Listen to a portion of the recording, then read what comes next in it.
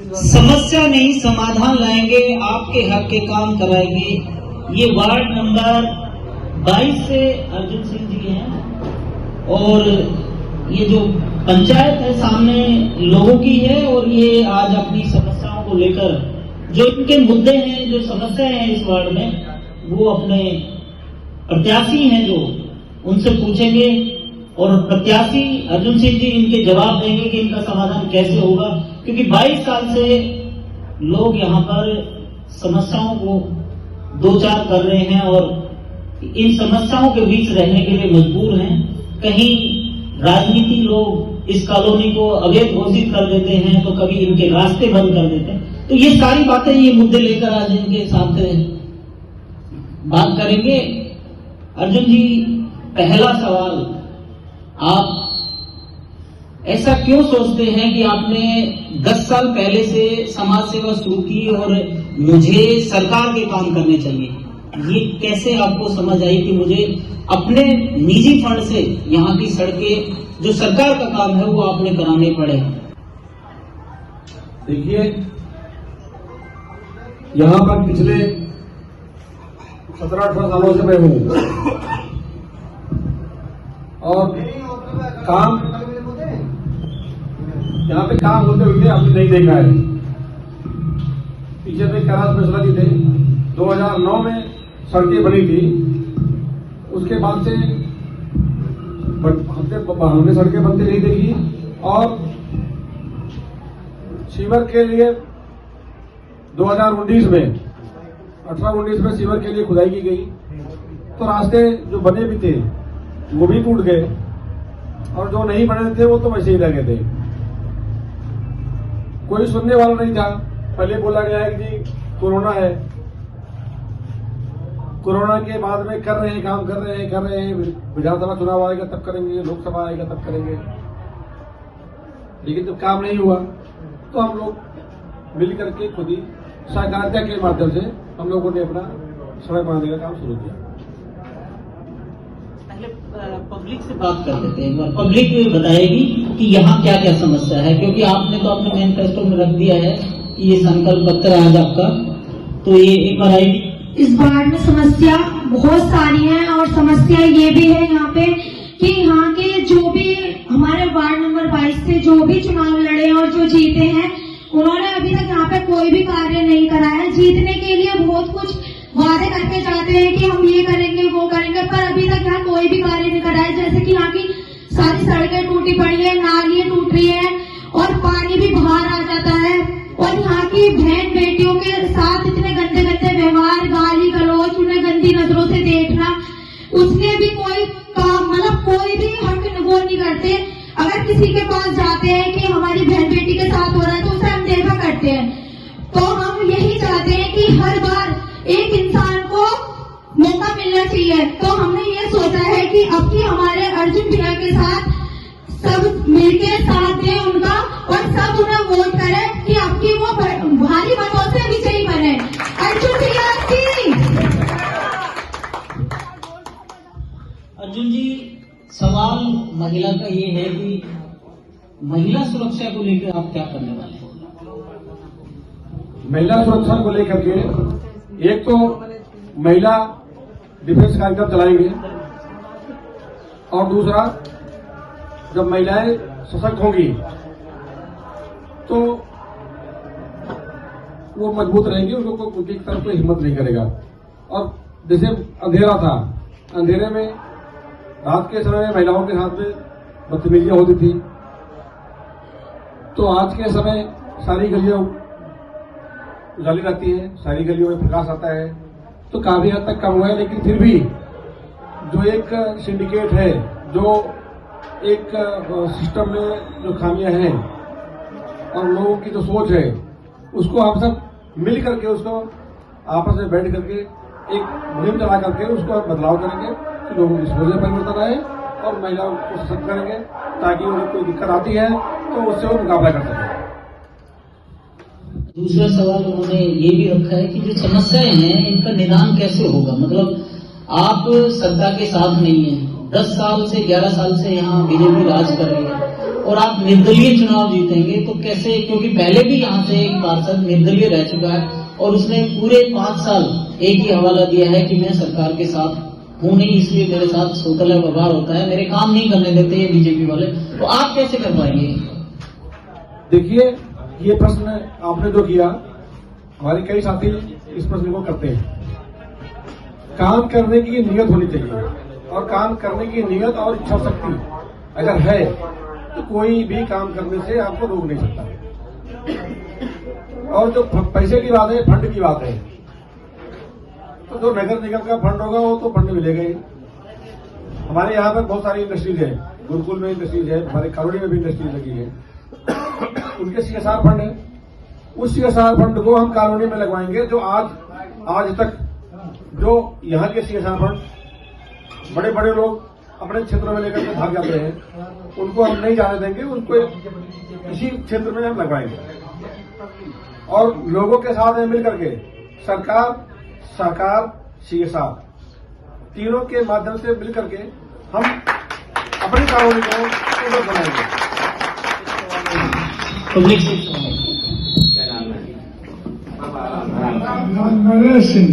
क्या क्या समस्या है वार्ड की, और आप एक बुजुर्ग है, किन किन समस्याओं से जूझ रहे हैं? यहाँ बहुत सा समस्या है, ये कभी नहीं निदान हुआ। अब इनसे आस लगाए हुए हैं कि जीतेंगे तो जरूर करेंगे। अब तक काम नहीं हुआ, वो अब हो सकता है। हाँ, इनसे बहुत आशा है। क्या नाम है आपका? मेरा नाम क्या समस्या है आप अपने प्रत्याशी के बीच रखना चाहते हैं? हमारी वैसे तो कोई समस्या नहीं है, लेकिन बहुत कुछ समस्या है भाई साहब, क्योंकि हमारा जो भगवान है वो मैंने देखा नहीं। जो आज मैं धरती पे अर्जुन भाई साहब के सामने मैंने जो देखा है, जो भी समस्या है, बिन मतलब में कोई किसी से क्या बोलूं मैं, जो हमारे भाई साहब ने हम सबके लिए करा है, जनता के लिए बहुत कुछ करा है, वो हमारे पास शब्द नहीं है बोलने के लिए कि हमारे भाई साहब मतलब किसी के साथ में कोई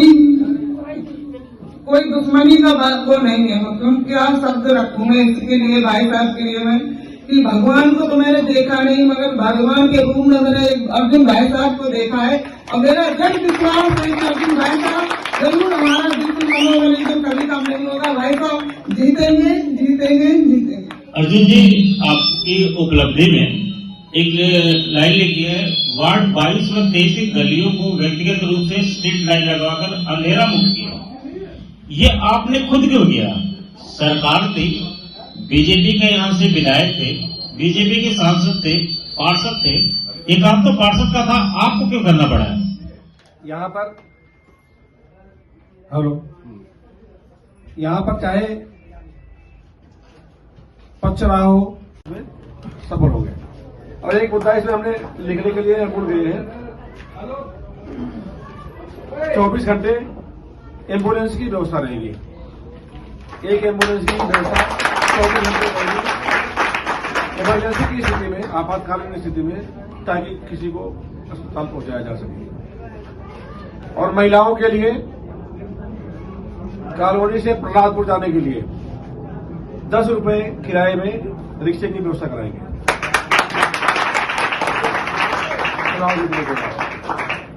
और ये कोई बहुत बड़ा काम नहीं है। ये हमने नहीं बोला कि हम पेरिस बना देंगे, सिंगापुर बना देंगे। हम जो नहीं कर सकते हैं वो नहीं कर सकते, जो नहीं हो सकता है। ये छोटे छोटे मुद्दे हैं, ये सारे काम हो सकते हैं। इसमें कोई ये नहीं कर सकता है कि ये काम कोई असंभव सा दिखने वाला काम है। सिर्फ इच्छा शक्ति का अभाव है।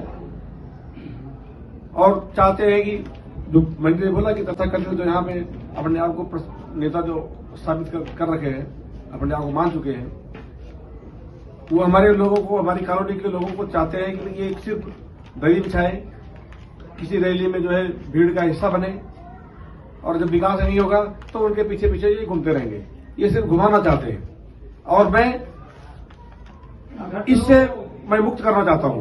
किसी के पीछे किसी के गुलामी करने, जो गुलाम बना के रखना चाहते हैं, उससे हम अपनी कॉलोनी के लोगों को हम मुक्त करना चाहते हैं।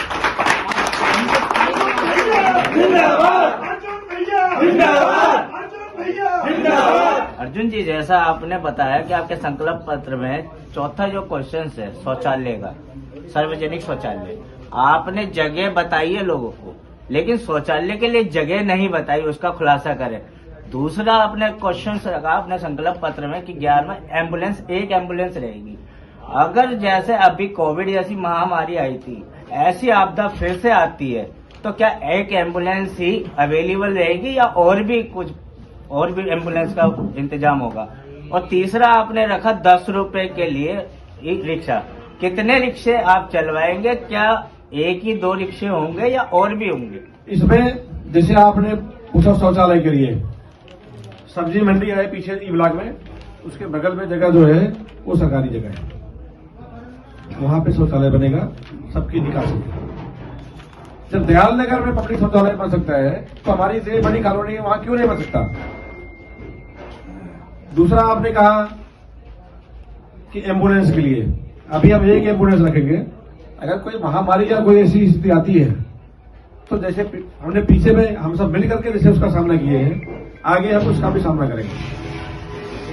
तीसरा रिक्शे की बात आपने कही, अगर तरीके से चलवाया जाए, तरीके से किया जाए, तो ये जो रिक्शे चला रहे हैं यही रिक्शे 10 रुपए में वहां तक पहुंचाएंगे।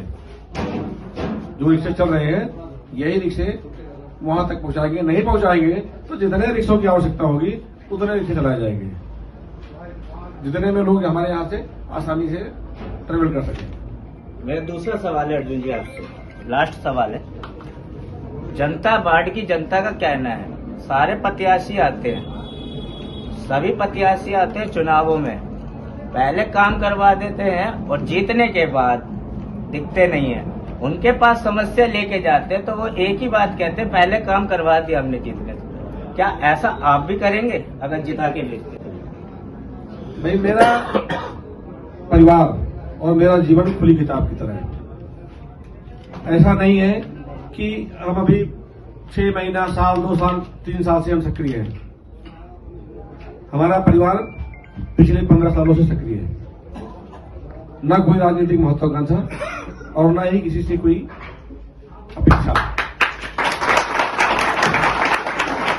कोरोना में हमने बढ़ चढ़ करके सहयोग किया, कोई इच्छा नहीं थी, उससे पहले भी काम कर रहे हैं। लोगों ने जो काम देखा, देखने के बाद में लोगों ने खुद ही कहा, जब बार बार कहा कि आप चुनाव लड़ो, तो हमने हमारी टीम के लोगों से ही, जो भी लोग थे, उनसे हमने कहा कि भाई आप जैसे कोई चुनाव लड़ो, हम उसकी मदद करेंगे, जो बेहतर होगा हम मदद करेंगे। ये कम से कम साल भर ये चली बातें। साल भर चलने के बाद, ये सब होने के बाद में जब कोई तैयार नहीं हुआ हमारी टीम का, तब मैं तैयार हुआ। तो मुझे लगता है कि जो जान रहे हैं यहाँ पे, कम से कम कई लाखों के लोग जान रहे हैं, हजारों लोग जान रहे हैं, तो उनको बताने की आवश्यकता नहीं है। और जो नहीं जान रहे हैं वो पता कर सकते हैं। कोई अपने चरित्र को बहुत लंबे समय तक छुपा करके नहीं रख सकता।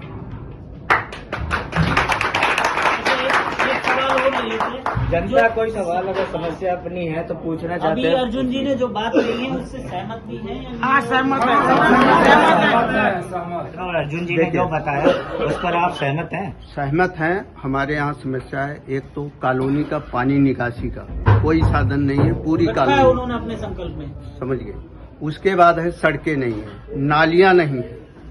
उसके बाद ये तो भैया ने लाइटों की व्यवस्था करा दी कि अब उजाला हो गया, नहीं तो लाइट की भी बड़ी परेशानी थी, सब अंधेरी थी पूरी कॉलोनी। उसके बाद पानी वाली समस्या है, पानी पर बोरों पे कुछ लोगों के कब्जे हैं, वो पानी महंगा अपने मन मर्जी बेच रहे हैं, उसको बेचते भी हैं पानी को, तो ये समस्याएं हैं। और यहाँ पर एक प्राथमिक स्वास्थ्य केंद्र भी नहीं है, एक विद्यालय की भी जरूरत है इस कॉलोनी में, एक हायर सेकेंडरी विद्यालय की भी यहाँ जरूरत है सरकारी। ये चीजें यहाँ पर नहीं है, जो कि समस्याएं हैं यहाँ के लिए, होनी चाहिए। अर्जुन जी, विद्यालय की बात नहीं निकल के आई है कि यहाँ की बेटियों को दूर दराज के स्कूलों में जाना, यहाँ सरकारी स्कूल नहीं है, उसके लिए क्या प्रयास? यहाँ पर लक्कड़पुर गांव में जो स्कूल है वो अपग्रेड होकर के वो 10+2 हो चुका है। अब वो बिल्डिंग बननी है, वो बिल्डिंग बन जाएगी तो लोग अपग्रेड हो जाएंगे। लेकिन प्राइवेट संस्थान खुले हुए हैं, तो जो प्राइवेट संस्थान चला रहे हैं वो समर्थ है, और वो काम नहीं होने दे रहे हैं। नहीं तो यहाँ पे लखनपुर में पड़ोस में हमारे बगल में, ज्यादा दूर नहीं है, 1 किलोमीटर का पास होगा मुश्किल से। आप विद्यालय ये कब्जा या ये जो जिस तरीके से सरकारी स्कूल नहीं बनने दे रहे, इन लोगों के लिए क्या आप लोग आगे क्या हम उसका प्रयास करेंगे। हालांकि वो हमारे वार्ड में नहीं आ रहा है, वो अब इस समय बढ़ करके वो 23 में चला गया है, लेकिन फिर भी हम उसका प्रयास करेंगे कि जल्दी से जल्दी उसका कंस्ट्रक्शन करवाया जाए। अर्जुन जी, कि आपने छठ घाट की बात की है जी, देखा जाए तो ये पूर्वांचलियों का जो हर क्षेत्र के अंदर छठ घाट की व्यवस्था पे लेके हर बार सवाल उठते हैं, चाहे केंद्र की सरकार हो या राज्य सरकार हो। जब छठ का समय आता है तो बवाल ही मचता है, क्योंकि जितने भी लोग छठ पूजा का करते हैं, व्रत रखते हैं, उन लोगों को सुविधाएं नहीं मिल पाती है। तो कैसे व्यवस्था कराएंगे यहाँ पे? सूरजकुंड चौक के बगल में वहां पर गोल चक्कर है, उसके बगल में ही सरकारी जमीन है नगर निगम की। उसी नगर निगम की जमीन में हम छठ घाट बनवाएंगे और ये सरकार ही बनवाएगी। जब हमें ताकत मिलेगी तो हम सरकार से ही बनवाएंगे।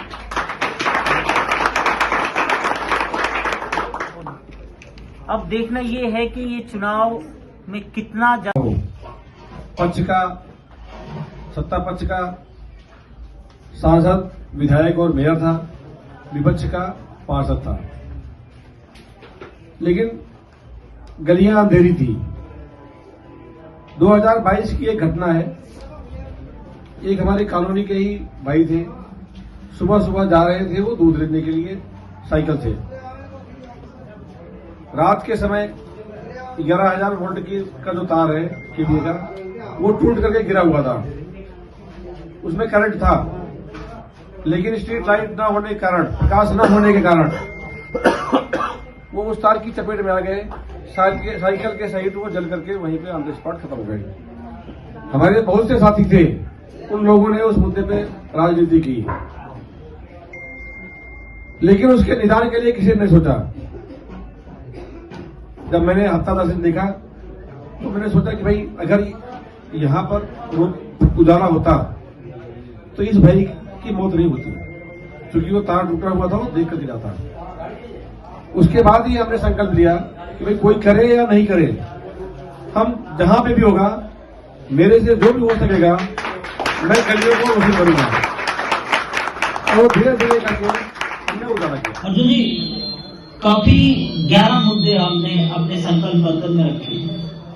11 मुद्दों को लेकर आप एक बार अपनी जो पब्लिक है सामने उसको बताओ कि आप इनका निदान कैसे करोगे और क्या क्या यहाँ पर समस्या है। आपने सारी बातें लिखी हैं, क्योंकि देखो दिव्यांगों के लिए पेंशन का काम है वो स्टेट गवर्नमेंट का है, तो उसके लिए आप कैसे उनका निदान कराएंगे।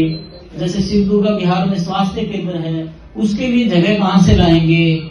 और जैसे ये लक्कड़पुर रेलवे फाटक सबसे बड़ा मुद्दा है और आप बड़े लंबे टाइम से इसको लेकर यहाँ पे सरकार के साथ लड़ रहे हैं, तो इसके लिए जगह कहाँ से एक्वायर कराएंगे, क्योंकि ये सेंट्रल गवर्नमेंट का मामला है, स्टेट गवर्नमेंट का मामला है साथ मिलके, ये तो निकाय का तो है ही नहीं, और निकाय के पास, नगर निगम के पास पैसा नहीं है, तो ये चीजें होंगी कैसे, आप कैसे करवा पाएंगे। अब इसमें हम एक एक मुद्दे पे बात करते हैं।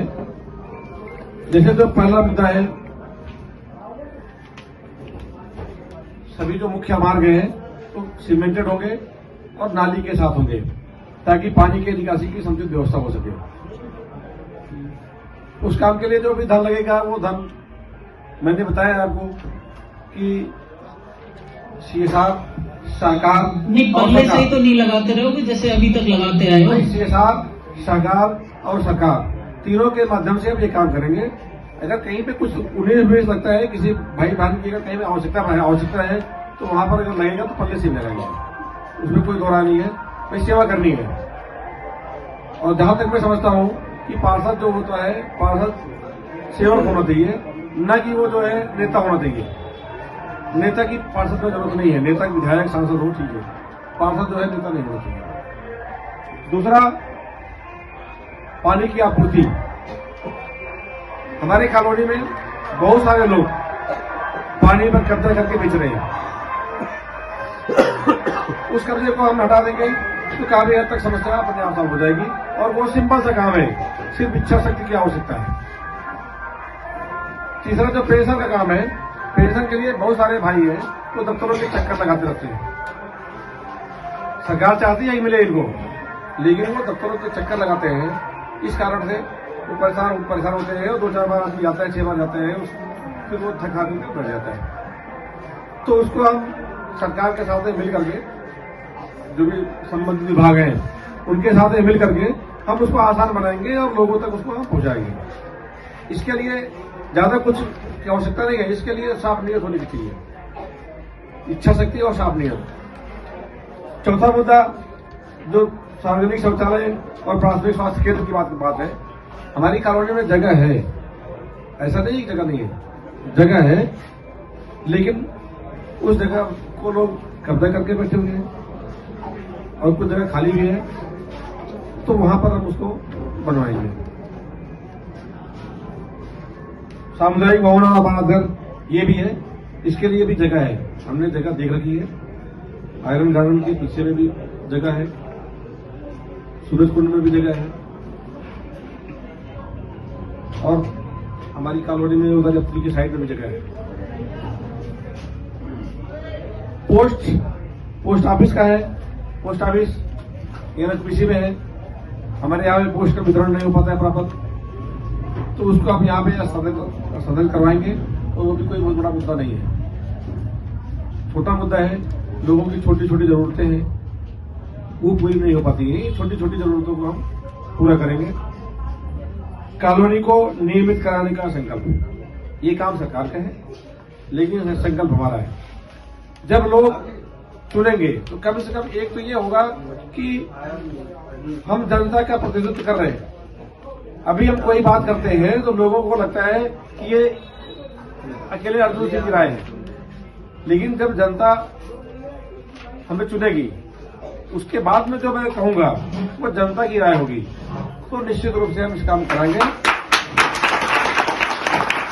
और सरकार के माध्यम से ही कराएंगे। और सरकार करना भी चाहती है, लेकिन कुछ स्वार्थी तत्व है जो नहीं चाहते हैं कि ये काम हो, लेकिन हम इस काम को कराएंगे सरकार से मिलकर के। और कॉलोनी वासियों का मान सम्मान पूरा होगा, उसमें कोई दोहराया नहीं, अभी भी होता है, आगे भी होता रहेगा। जनता सरकार के सहयोग से, हमने पहले ही कर दिया, सहकार, सरकार और सीएसआर तीनों के माध्यम से हम कॉलोनी को दिल्ली एनसीआर की 10 बेहतर कॉलोनियों में से हम एक बनाएंगे, और ये निश्चित रूप से बनाएंगे। अगले 5 साल में हम ये काम करेंगे। अब ये रह गया फाटक का मुद्दा, जो बड़ा मुद्दा है, जिस मुद्दे के लिए हम लोग संघर्ष कर रहे हैं। ये संघर्ष तब तक जारी रहेगा जब तक हम इस काम को कराने लें। काम सरकार का है, केंद्र का है, केंद्र के लिए कोई दिक्कत नहीं है, केंद्र की समस्या नहीं है। केंद्र तो वो पास जब चाहो तब पास कर दे, लेकिन काम जो रुका हुआ है वो स्टेट गवर्नमेंट के कारण रुका है, और स्टेट गवर्नमेंट अगर पास कर दे तो ये काम हो सकता है। इतने लोग हैं हमारे, इतने भाई हैं, मैंने आपको पहले ही कहा, जब हम इतने लोग हमें प्रतिनिधित्व करने का मौका देंगे तो हमारी बात सरकार भी सुनेगी। निर्दलीय मैं कैंडिडेट हूं, और निश्चित रूप से निर्दलीय कैंडिडेट की बात सुनी जाएगी। यहाँ पर हमारे लोकल में कुछ लोग हैं जो नहीं चाहते हैं कि हमारी कॉलोनी डेवलप हो, उन्हीं की साजिश है, उन्हीं के साजिश के कारण ये समस्या बढ़ी है। बाकी सरकार ऐसा नहीं चाहती है कि यहाँ पे समस्या हो, कोई भी सरकार समस्या बढ़ाना नहीं चाहती है, लेकिन जो स्वार्थी तत्व होते हैं और सिस्टम में भी बैठे जो भ्रष्टाचारी लोग हैं, उन लोगों का जो नेक्सस है उसके कारण ही समस्याएं पैदा होती हैं। इस नेक्सस को हम सब मिल करके अच्छे मन से काम करेंगे और निश्चित रूप से हम इसमें सफल होंगे। और एक मुद्दा इसमें हमने लिखने के लिए भूल गए हैं,